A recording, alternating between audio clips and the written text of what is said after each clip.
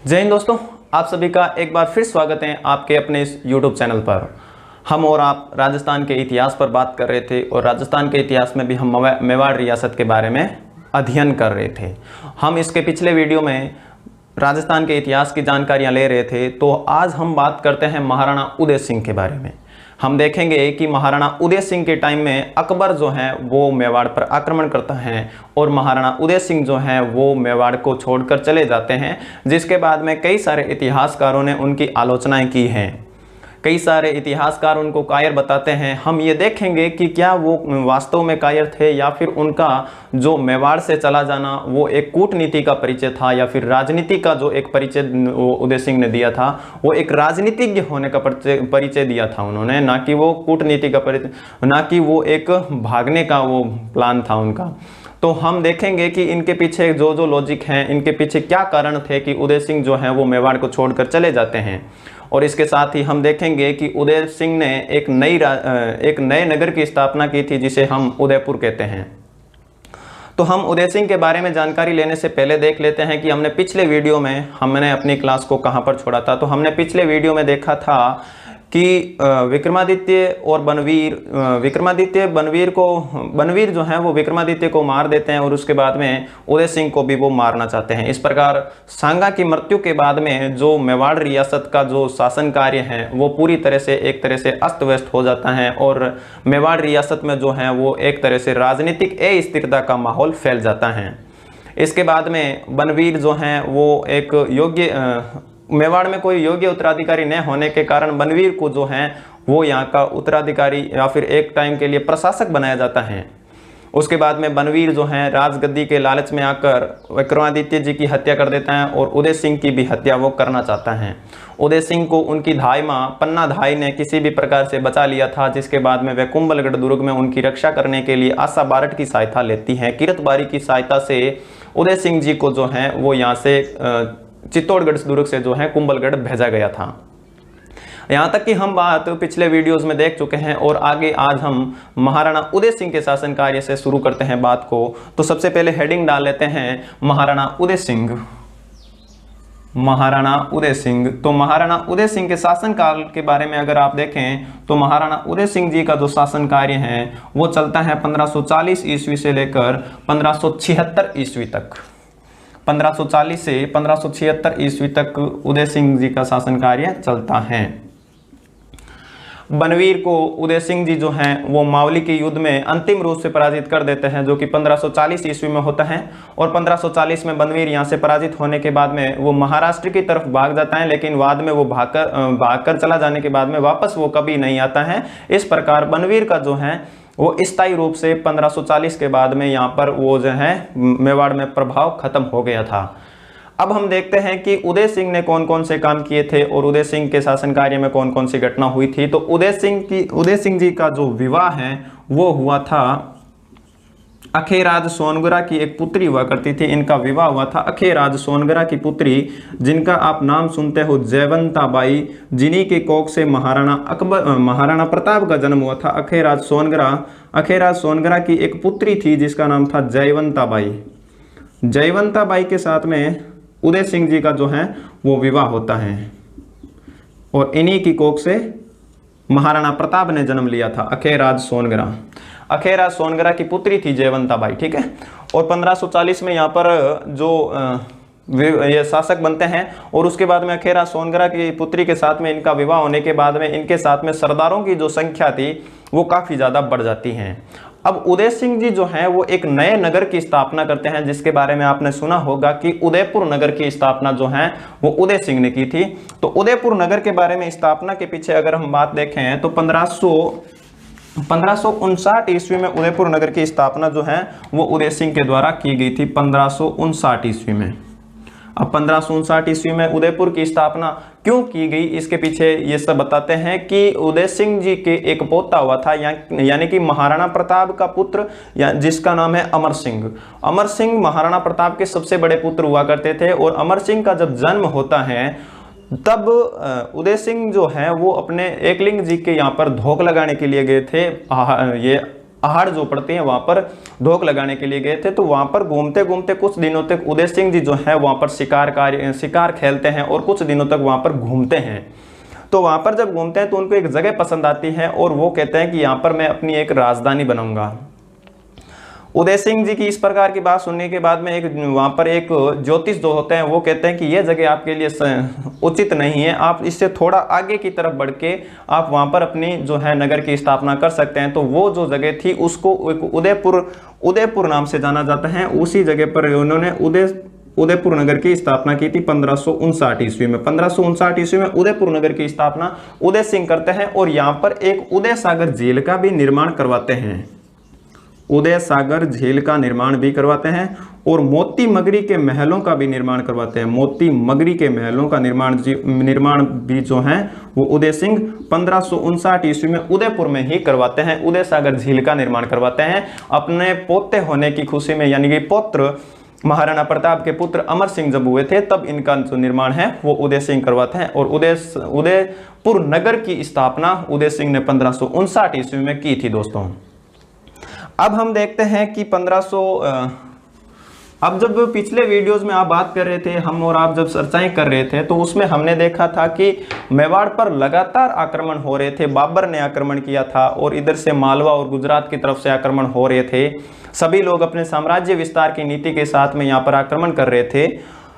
तो यहाँ पर जो है वो बाबर पिछले टाइम जब हमने देखा था कि खानवा का युद्ध होता है, सांगा के साथ में बाबर की लड़ाई होती है और बाबर जो है इतना ज़्यादा शासन कार्य नहीं कर पाता है। बाबर की सारी जिंदगी लगभग जो है वो युद्धों के टाइम में ही बीती थी और वो युद्ध करते करते ही पूरे जीवन में लगभग युद्ध ही करता रहता है और युद्ध करते करते ही वो मारा जाता है। इसके बाद में जो हुमायूं आता है, हुमायूं को तो एक शेरशाह सूरी नाम का अफगान सरदार था, उसने बहुत ज्यादा परेशान कर रखा था। शेरशाह सूरी ने तो एक बार उसको दिल्ली से हटा दिया था, जिसके बाद में उसको बाहर रहना पड़ा था, जिसकी बात हम जब इंडियन हिस्ट्री की क्लासेस पढ़ेंगे तो उसमें देखेंगे। उसकी पूरी चर्चा यहाँ पर नहीं करके देखते हैं कि अफगान शासक शेरशाह सूरी की वजह से हुमायूं बहुत ज्यादा परेशान था, इतना ही याद रखिए। उसके बाद में जब अकबर शासक बनता है तो अकबर एक महान शासक हुआ करता था दोस्तों। तो उन्होंने जो है वो मेवाड़ पर अपना प्रत्यक्ष रूप से प्रभाव, या फिर उन्होंने मेवाड़ पर बहुत ज़्यादा आक्रमण किए थे, या फिर मेवाड़ को क्षति भी पहुंचाई थी उन्होंने। तो इसके बाद हम देखते हैं कि अकबर जो है वो मेवाड़ पर आक्रमण कब करता है। तो अकबर जो है 1500, आपको एक टाइम देखने को मिलता है जिसमें आपको 1567 और 68 का टाइम देखने को मिलता है। 67 में आक्रमण किया था और 68 में इनकी विजय होती है, तो इसको 1567-68 का टाइम कहते हैं दोस्तों। तो 1567-68 में अकबर जो है अपनी सेना के साथ में यहाँ पर आता है चित्तौड़ और यहाँ पर आक्रमण करता है। अब जब अकबर यहाँ पर आक्रमण करता है तो मेवाड़ वालों को पता चलता है कि भाई अकबर यहाँ पर आक्रमण करने वाला है। इसके पीछे अकबर के आक्रमण का पता चलने के पीछे ऐसा बताते हैं कि अकबर का जो एक उदय सिंह का जो एक पुत्र हुआ करता था, जिसका नाम हमें देखने को मिलता है शक्ति सिंह जो है वो यहाँ से अकबर से ये जो है उदय सिंह से नाराज होकर अकबर की शरण में चले जाते हैं और वहां पर जाकर वो रहते हैं। इसके बाद में एक दिन जब अकबर बैठा हुआ था और कहता है कि लगभग सारे परगनों ने हमारी जो है वो जो है अपनी अधीनता स्वीकार कर ली है, और जो एकमात्र रियासत है और उसका नाम है मेवाड़ रियासत, उसने अभी तक अपनी अधीनता स्वीकार नहीं की है।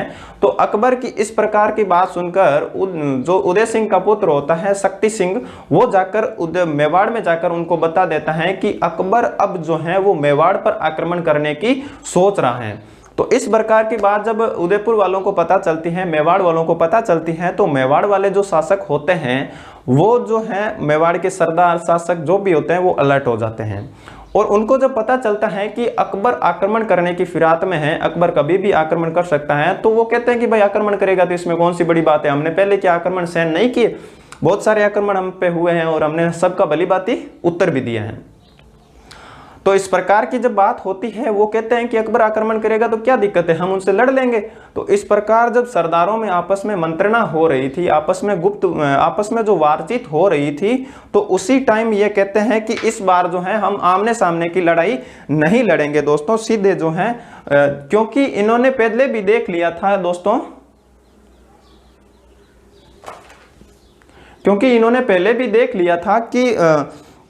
मेवाड़ पर जो है पहले आक्रमण हुआ था अलाउद्दीन खिलजी का। अलाउद्दीन खिलजी के बाद में 1303 ईस्वी में जो है चित्तौड़गढ़ दुर्ग का पतन हो जाता है और अलाउद्दीन खिलजी का वहां पर अधिकार हो जाता है। अब अलाउद्दीन खिलजी के आक्रमण के बाद में 13 साल लगे थे कि हमें 23 साल लगे थे हमीर को वापस लेने में चित्तौड़ का दुर्ग, क्योंकि 1526 ईस्वी में हमीर वापस आकर यहाँ पर अधिकार करता है। इस प्रकार चित्तौड़ जो है काफी लंबे टाइम तक उनके पास में रहा था। अब जब बाबर ने आक्रमण किया तो बाबर के आक्रमण के बाद में भी चित्तौड़ जो है उनके हाथ में चला जाता है और काफी लंबे एक अस्थिरता का यहाँ पर माहौल फैल गया था। इस प्रकार जो ये सरदार हैं ये अपने पूर्व के अनुभवों से जो हैं ये निर्णय लेते हैं कि इस बार जो हम हैं अपना जो महाराजा या फिर अपने जो राजा हैं वो सीधे अकबर से नहीं भिड़ेंगे। इस बार हम करेंगे यूं कि अपने जो उदय सिंह जी जो हैं इनको यहाँ से अपन बाहर भेज देंगे और अपन सरदार जो हैं वो युद्ध लड़ेंगे। तो इस प्रकार जो कहते हैं कि यहाँ से उदय सिंह जी को हैं, उदय सिंह और उनका जो राज परिवार होता है, उदय सिंह और उनके साथ में जो भी उनकी राजकुमार और रानियां होती हैं, उदय सिंह और उनके जो राजकुमार रानियां वगैरह जो भी होते हैं उनको यहाँ से बाहर भेज दिया जाता है। उदय सिंह को यहाँ से बाहर भेज दिया जाता है और उदय सिंह जो है अपने उदय सिंह को जब ये कहा जाता है कि भाई आप वहां से पहले चले जाओ, तो उदय सिंह इस बात पर एक बार तो राजी नहीं होते हैं कि मैं जो है चित्तौड़ पर जब दूसरे विदेशियों का आक्रमण हो रहा है और मैं चित्तौड़ उनके हाथ में छोड़कर कैसे जा सकता हूं। तो इस प्रकार की बात जब उनको पता चलती है कि उनको सरदारों ने जब समझाया था, तो उदय सिंह जो है यहाँ से चित्तौड़ छोड़कर गिरवा की पहाड़ियां जो कि आपके उदयपुर में ही पड़ती हैं, गिरवा की पहाड़ियां पड़ती हैं आपके उदयपुर क्षेत्र में, उन गिरवा की पहाड़ियों में उदय सिंह चले जाते हैं।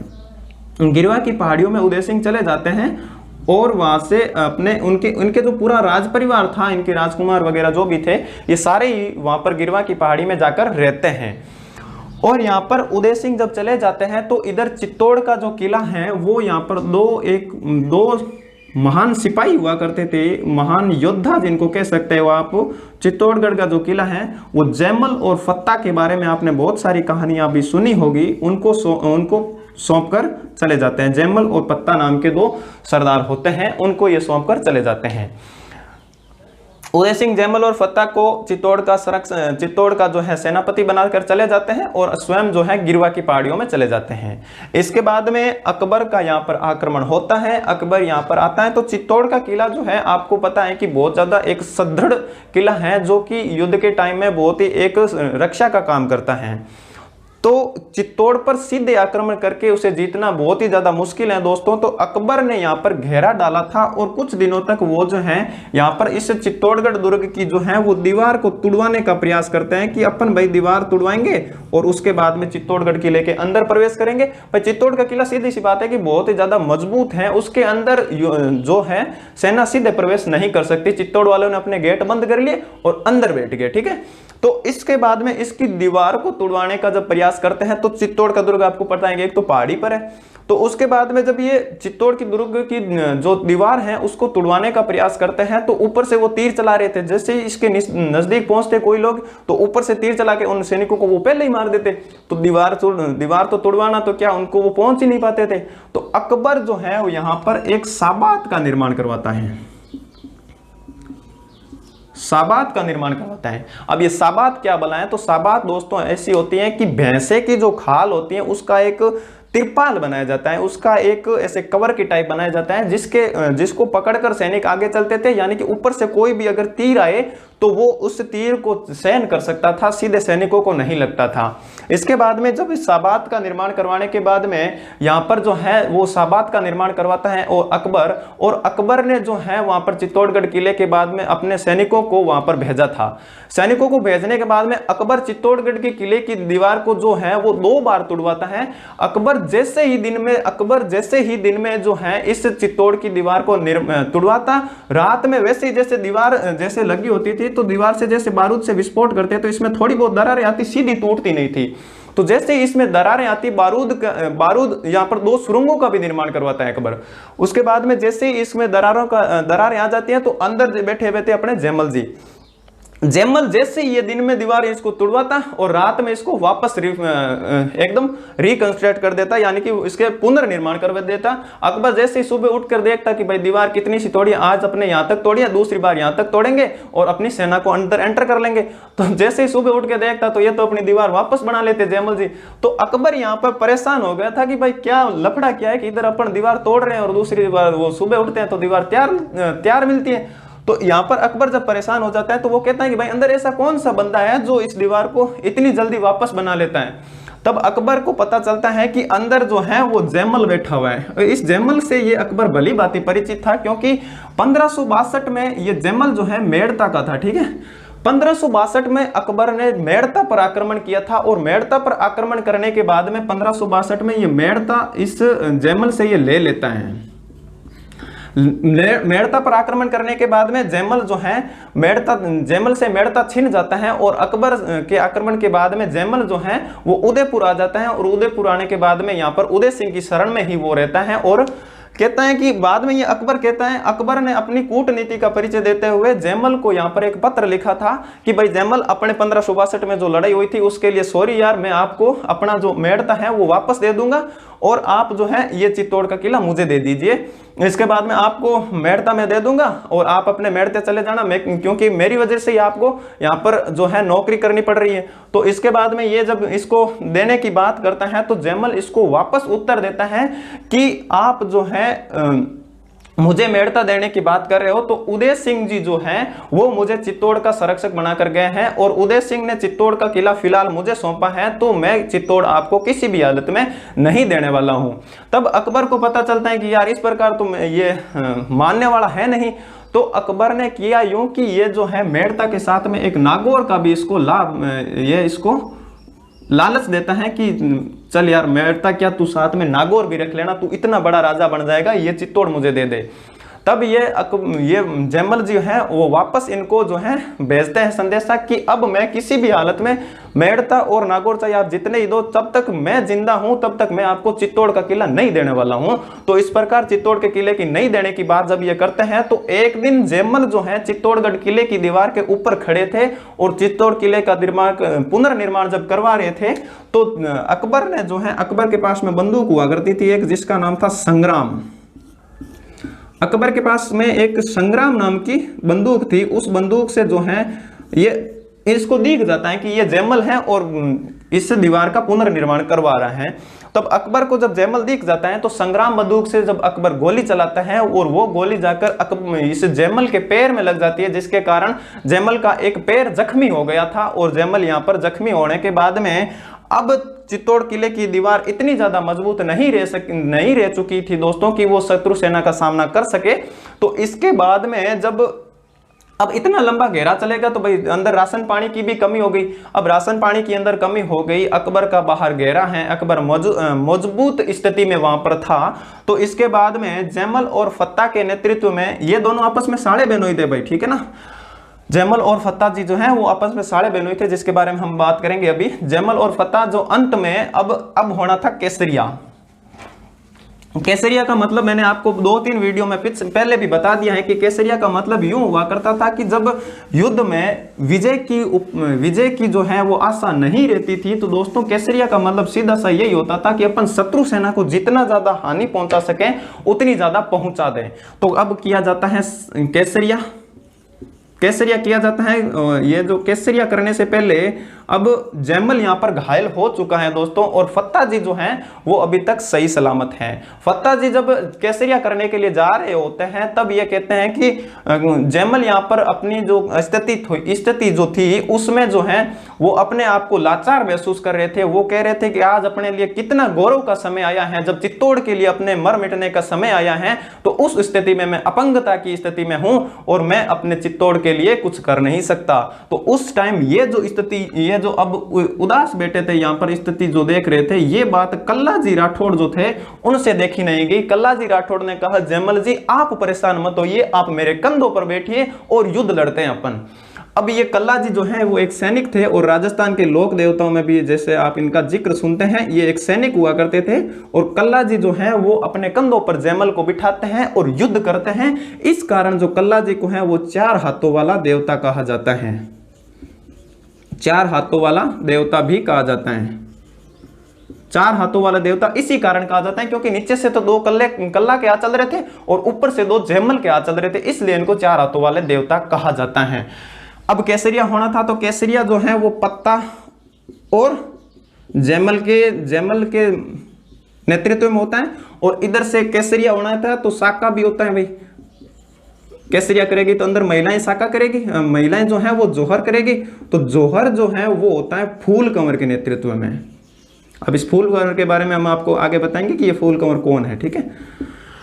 फूल कंवर के नेतृत्व में जो है वो यहाँ पर जोहर होता है, केसरिया होता है फत्ता जी, और जैमल के नेतृत्व में यहाँ पर जो है ये बहुत शानदार तरीके से लड़े थे अपने मेवाड़ की रक्षा करने के लिए, और अंततः ऐसा बताते हैं कि इन्होंने जो है अकबर की सेना को बहुत ही ज्यादा नुकसान पहुंचाया था। अब नुकसान पहुंचाने के बारे में ऐसे बताते हैं इनके पास में 8000 की सेना थी और अकबर के लगभग 48,000 लोग इन्होंने मार दिए थे। अब जब इस प्रकार अकबर इतना ज्यादा परेशान हो गया था, एक तो उन्होंने इसने यहाँ पर घेरा डाल रखा था, वो वहां से परेशान, इतनी धूप में वो वहां पर बैठा था, और दूसरा इसके इतने ज्यादा सैनिक मर गए, तो अकबर जो है वो अंततः 25 फरवरी 1568 ईस्वी में चित्तौड़ पर आक्रमण कर लेता है। 25 फरवरी 1568 ईस्वी में जो अकबर का जो है वो चित्तौड़ पर अधिकार हो जाता है। अब अकबर इतना ज्यादा परेशान था कि उसने जब भी जैसे ही चित्तौड़ पर आक्रमण किया तो चित्तौड़ में करवा दिया कत्लेआम।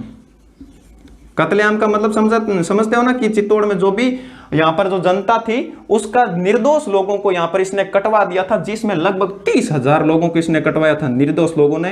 ये अकबर की जिंदगी पर इसका एक कलंक है, इसकी जिंदगी में एकमात्र इसने जो है वो